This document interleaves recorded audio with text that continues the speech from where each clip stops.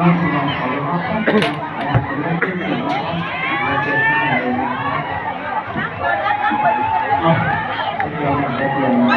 เศร้าให้เพื่อนวะเนี่ยยี่เศร้าให้วะฮะเดี๋ยวจากนักดนตรีนะครับขอคุยจากหน่อยนะครับคนแก่เนี่ยตัวนี้จะเตะนะ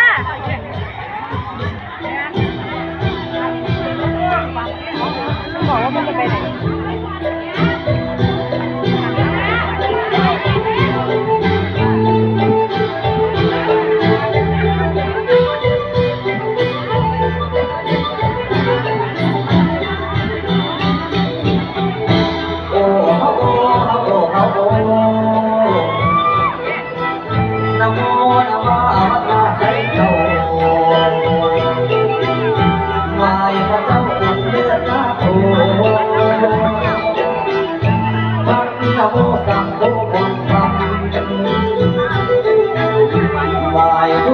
ผู้บาอาจารย์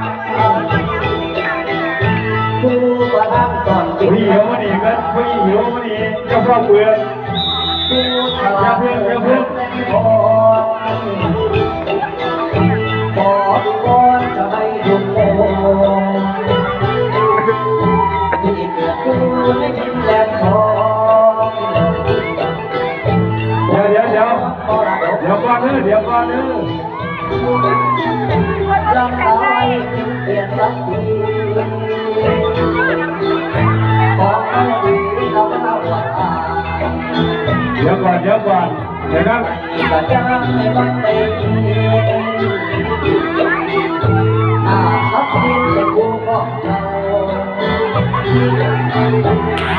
ผู้เอาทำเร็วก่อนโอ้ผู้เป็นผู้ประจอนที่ไว้รักษาไว้ให้เงียบตัวตามกำลังดอกอันเนื่องใหญ่รักษาไว้บนลูกตรงนาในกำลังเรามาติดต่อผู้เป็นพ่อตาคนต้องไปนี่กันใจมาไปหาแก่ผู้กันแต่งผู้มาหาขอพวกคนซ้อมมาหาทำไฟเบาไม่มีวิไลบ้าไปทุกคนต้องแข่งก็ได้แม่ก็นองกันที่ดาคนช่วยนักไทยดับมาได้เป็นยอดหน้าลือคนนั้นนี้ได้เป็นลูกเจ้าซาไปเล่ามาเด็กเสียงเฮียทำผักเทียนมาไปขึ้นสิ่งก็ยืนยงให้ดีดาตามพระเจ้าบรรดาไว้เป็นโลกไปละที่ว่าของผู้ใจคนผู้จะได้นั่งไทยขอยกไว้ละในเขตน้องหานเสียงวิจารณ์ก็หุ่นนั่งไทยพวกพวกใครว่าสวยว่างามไปได้ทางมาบุญเดือดเราพวกผู้เราได้จ้องได้จอสมพ่อพ่อลูกชายลูกขาพ่อได้มาที่ตัวเท่าไรความพอใจจะเป็นเวลาพ่อได้มาได้รับพอใจแม้เราผู้ใดมาบอกตัวนาเสียงคนฟ้าเราไปหอดพระองค์เพียงประสงค์เสียงนำไทย เราไปเป็นยินดี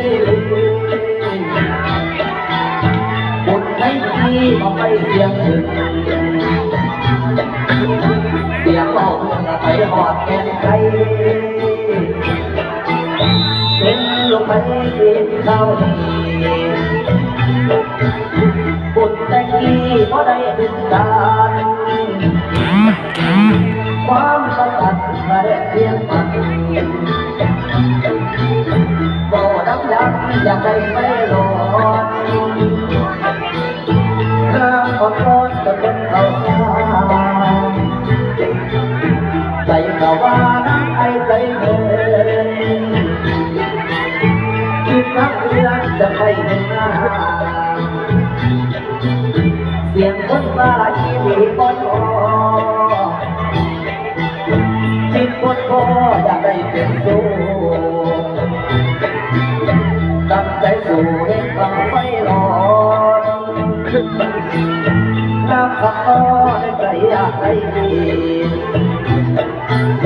คิดอยากให้แม่ยิ่งเป็นเมียบ่อยเมียจะใช้ไหมไว้ดีใจพวกไปละน้ำของน้ำวายว่าพี่ชายบ่มาหอบ่กระโดดในน้ำไอ้ฟ้านิจังสังขารก็เพียงบ่ได้เพียงบ่อยากสุดใจบรรยายไปพระองค์เพียงอีบ่ดวดที่ประวัติศาสตร์ตามตำนานพระองค์เจ้าไว้ตัวที่ได้รักนาคามีธิดาพระองค์ไว้ก่อนโอ้ฮะโอ้ฮะโอ้ฮะโอ้โอ้ฮะโอ้ละฮะโอ้ฮะโอ้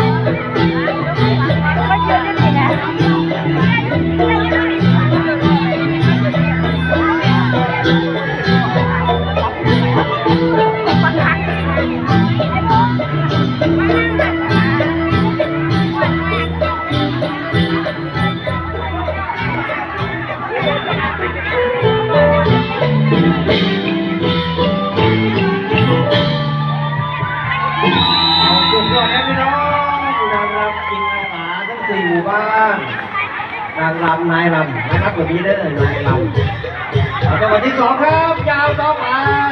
ประเพณีคุณต้องไปมาตรงนี้4 โมง